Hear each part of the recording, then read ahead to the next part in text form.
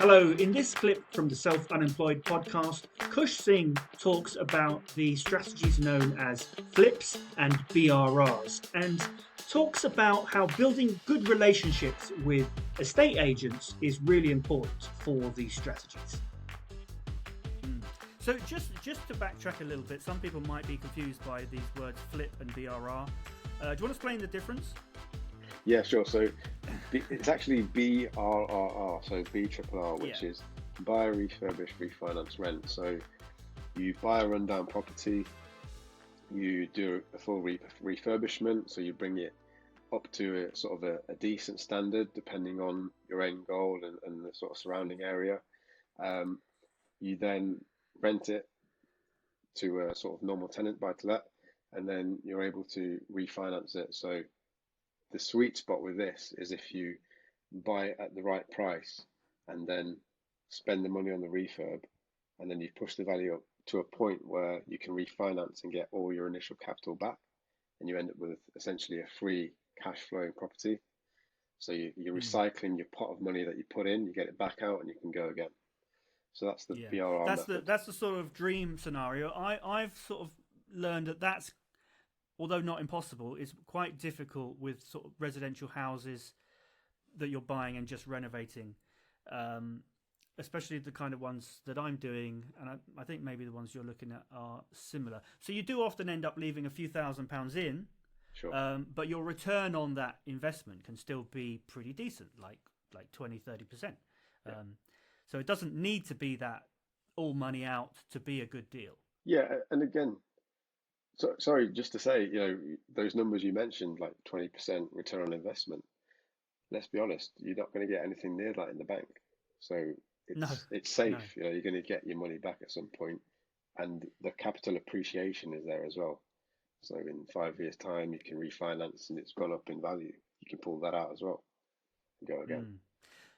So the danger, though, is that you rent it out, or your mortgage payments end up being more than you're receiving after you've paid management costs, maintenance, and things like that. So, and it could be that the value of the house has gone up a lot.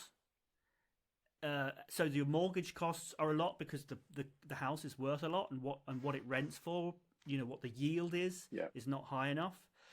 So in that case, we were talking about the difference between a flip and a BRR.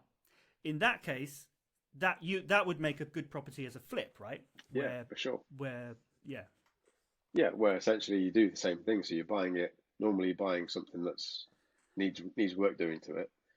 You do the refurb and then you list it for sale. So you're just kind of flipping it that's where the word comes from. You're just selling it on, and then you can make some money and go and do something else with it. I just want to quickly say thank you so much for watching or listening. If you are watching on YouTube, give us a thumbs up and a subscribe and all that, and subscribe to the podcast, leave us a review. All those things are super useful. But if you like what you're hearing and you'd like to become self-unemployed yourself, then I'd really like to build a community. And the way that I'm doing that is I've got a free mailing list that you can join.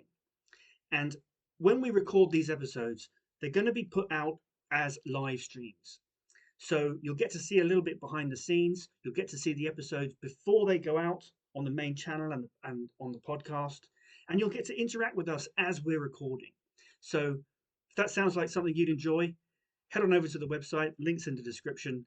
And I look forward to chatting with you as we record future episodes. And so they are very, very similar. It just depends on the area, really. So it depends on the individual property. But in general, in areas I think where house prices are way above the national average, flips tend to work better. And in places where there's cheaper house prices, then BRR tends to work better. Would you agree with that? Not entirely. I think they both work everywhere, to be honest. If you find the right. Yeah, every strategy works everywhere if you find the right property. And the caveat to that is I think you've got to buy it at the right price. Yeah. I think you make your money when you're buying it. You've got to go back and forth with agents a little bit, and you've got to have the time to view multiple properties. And part of that is building your relationship with these agents, as you saw when you mentioned Colin earlier. But when you've got that relationship, they might have a sale that's fallen through, which is what happened with us when we were up there in the Northeast, that Yeah. they're on the phone to us because they know we're looking for something. And without that relationship, they don't know you, so why would they contact you? Kind of thing. And I mean, that trip really opened my eyes to the importance of actual face-to-face relationships with agents, and not just scrolling Rightmove to find deals, because you don't meet anyone. No one knows you through Rightmove, you know. Yeah. And it's the number of more deals that you can get that way is really high. Yeah. Yeah, and part of it is being willing to just view properties that do have potential, but they might not stack up in terms of the purchase price that they're listed for. They might not be the ideal thing that you're looking for, but really, when you get a viewing booked in, you've got an appointment with that agent where you can build rapport, you can learn how you can help them as well. And you can explain to them what you're looking for. So maybe 3 months in the future, they get something and they call you because you've had that interaction with them. And what I'd say has been very useful for me as well is, after every viewing, just touch base with the agent and give them feedback on what you saw. So run your numbers through them and just say, look, I know it's listed for this much, but I'm going to spend this much on a refurb. This is what the end value is. Am I kind of right in the right ballpark? And they'll agree with you or not. And then sort of you have that conversation of, well, this is what I'm looking to do. Therefore, I need to purchase it for around about this number. Would that work? And then they understand what you're doing. And then they say, oh, it wouldn't work for this one, but next time we have something, we'll give you a call. And that's worked really well. Yeah, actually. Because I think what a lot of people may not realize is agents, okay, they want to sell houses, but they're essentially working for the sellers. And the sellers want to know that they're working, that they're trying. And so they want to do viewings, even if there's only a slim chance you're going to buy. You know, they do want to do viewings, and they want your feedback that then they can pass on to the seller to say, look, we showed it to this person, this is what they said, just to kind of show that they're doing they want to be able to show that they are doing the work that they are doing. Yeah. You know, they want to be able to, but they want to show that to the seller as well. So yeah, giving them feedback is really important way of building your relationship with them. Yeah, and I think it's one of those things, if you don't ask, you don't get. So it might be listed for a price, but it's almost irrelevant what it's listed for, because if you can show your numbers based on what you're going to spend, what it's worth at the end, and if you're a cash buyer, you can move quickly, and that can often motivate people as well.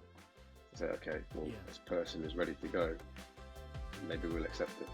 Thank you so much for watching. If you're on the journey to becoming self-unemployed, taking control of your financial freedom, then you're in the right place. If you enjoyed this video, then don't forget to give it a thumbs up, hit the subscribe button, leave a comment below. We'd love to hear your thoughts and questions. But more importantly, make sure you head on over to our website and sign up for the mailing list. The link is in the description. By joining, you'll get exclusive access to our live streams when we record future episodes, so you can be part of the conversation and see behind the scenes. So don't miss out. We'd love to have you join us live, so I'll see you at the next one.